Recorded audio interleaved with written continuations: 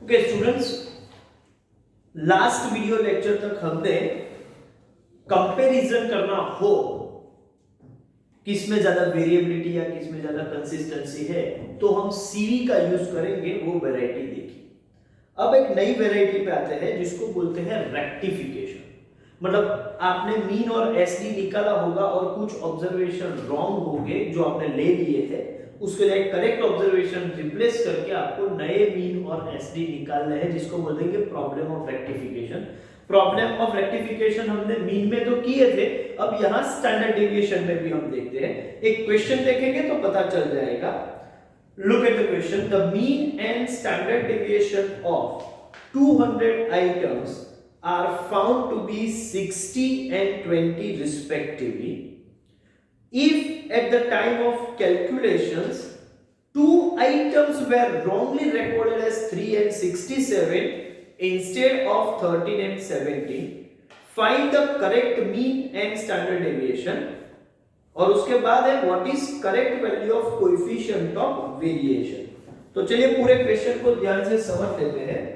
पहले हम ये डेटा समरी लिख देंगे, जो भी इंफॉर्मेशन हमारे पास है उसको पहले हम यहां समराइज फॉर्म में लिखेंगे। एक तो है इनकरेक्ट x बार, और 200 आइटम्स का मीन जो है, जो रॉन्ग इनकरेक्ट है, वो 60 है, और इनकरेक्ट स्टैंडर्ड डेविएशन 20 है। For how many observations? You can say 200 observations के लिए। इसके साथ साथ बोला गया है कि रॉन्ग ऑब्जर्वेशंस कौन से हैं? तो by mistake at the time of calculation 2 items were wrongly taken. Excuse me. वो रॉन्ग ऑब्जर्वेशंस जो है वो है 3 and 67, और करेक्ट ऑब्जर्वेशन जो है वो है 13 and 17। तो पूरा क्वेश्चन देख के पहले आपको ये पता चल जाएगा, उसको समराइज करो कि इनकरेक्ट x बार कितना है, स्टैंडर्ड डेविएशन क्या है, कितने आइटम्स है, कितने ऑब्जर्वेशंस है, और उसमें से कौन से रॉन्ग है और कौन से करेक्ट है। पहले ये डेटा समरी लिख दो, इसके बाद हम वर्किंग करेंगे।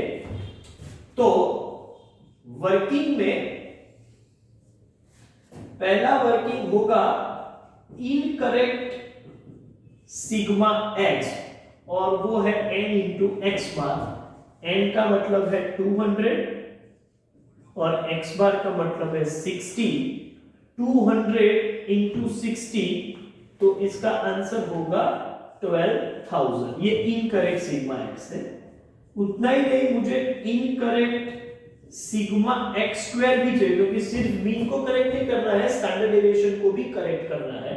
और इनकरेक्ट सिग्मा x स्क्वायर का मतलब है n into s square plus x bar square. अब प्रॉब्लम है कि सर ये तो कहीं पर फॉर्मूला है ही नहीं, हमने देखी नहीं है। ठीक है, अभी ये फॉर्मूला एक्सेप्ट करके चलते हैं, फिर मैं इसको डिटेल में एक्सप्लेन करूंगा कि ये कैसे निकाला हुआ है। ठीक है, अब इसको अभी एक्सेप्ट कर लेते हैं। तो n क्या है?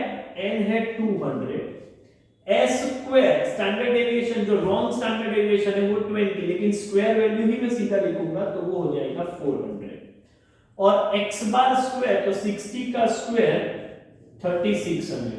3600 प्लस 400, 4000 इंटू 200, तो ये फिगर बनने वाली है 8 लाख। तो यहां तक तो किसी को कोई कंफ्यूजन नहीं होना चाहिए। ये तो इनकरेक्ट है, लेकिन मुझे क्या चाहिए? मुझे तो करेक्टेड रिजल्ट चाहिए।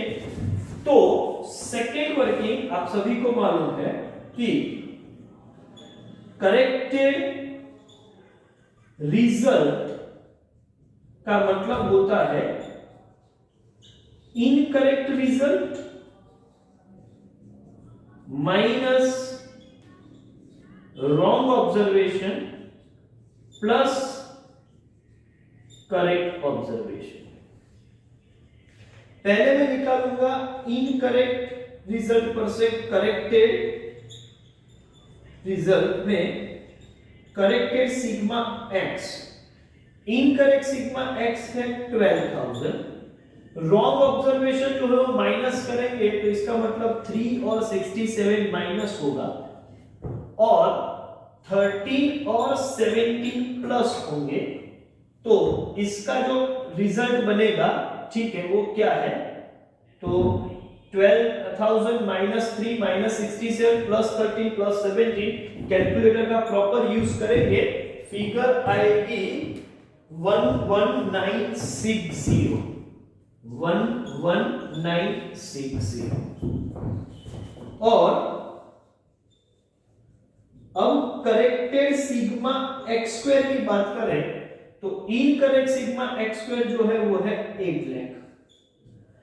अच्छा, रॉन्ग ऑब्जर्वेशन, लेकिन ध्यान रखिएगा कि ये ऑब्जर्वेशन का समेशन नहीं, ऑब्जर्वेशन के स्क्वायर का समेशन है। तो रॉन्ग ऑब्जर्वेशन जो 3 है उसका स्क्वायर, ये टोटल में 3 नहीं लिया होगा, 3 का स्क्वायर लिया होगा, तो हमें यहां ऑब्जर्वेशन की स्क्वायर वैल्यू माइनस प्लस करनी है। तो मैं डायरेक्टली लिखूंगा 3 का स्क्वायर माइनस 9 और 67 का स्क्वायर वो मैं कैलकुलेट कर लूं, 67 का स्क्वायर है 4489, ये माइनस होंगे, 13 स्क्वायर 169 एंड 17 स्क्वायर 289 प्लस होंगे।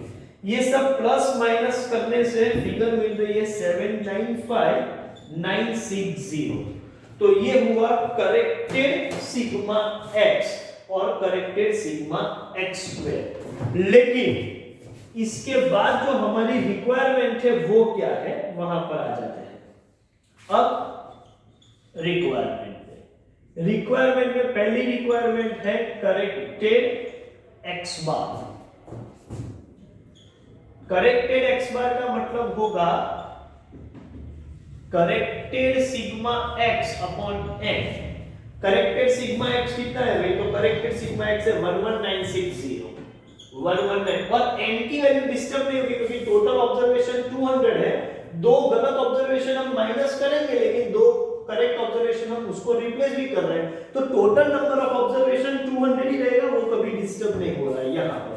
तो ये डिवाइड बाय 200 ही करेंगे, सो 11960 डिवाइड बाय 200, तो इसकी वैल्यू आने वाली है 59.8। ये मेरा करेक्टेड एक्स बार। दूसरा है करेक्टेड स्टैंडर्ड डेविएशन, और करेक्टेड स्टैंडर्ड डेविएशन के लिए मुझे corrected sigma x square upon n minus sigma x upon n the whole square, ये सब करेक्टेड वैल्यू लेनी होगी।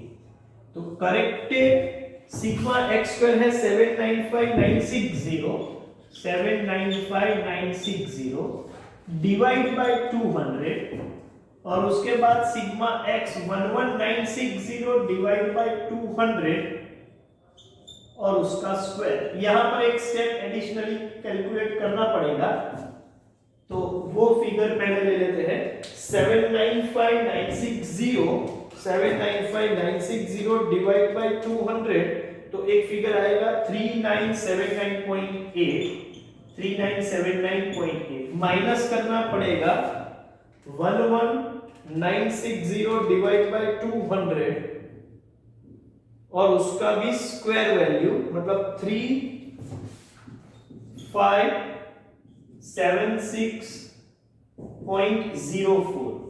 अब ये दोनों का डिफरेंस और उसका स्क्वायर रूट करेंगे तो 3979.8 में से अपने को माइनस करना है 3576.04 और जो फिगर आएगा फिर उसका स्क्वायर रूट, तो ये फिगर हो रहा है 20.09। ये करेक्टेड एस है। हाँ, ये क्वेश्चन थोड़ा एक्सटेंडेड है, करेक्टेड सीवी भी निकालना है, तो उसके लिए मुझे जो दोनों करेक्टेड वैल्यू है एस और एक्स बार, उसी को multiply S upon x bar into 100 करके काम कर सकते हैं। करेक्टेड एस करेक्टेड एक्स बार कितना है, तो वो है 20.09 डिवाइड बाय 59.8 मल्टीप्लाइड बाय 100, तो वो वैल्यू हो रही है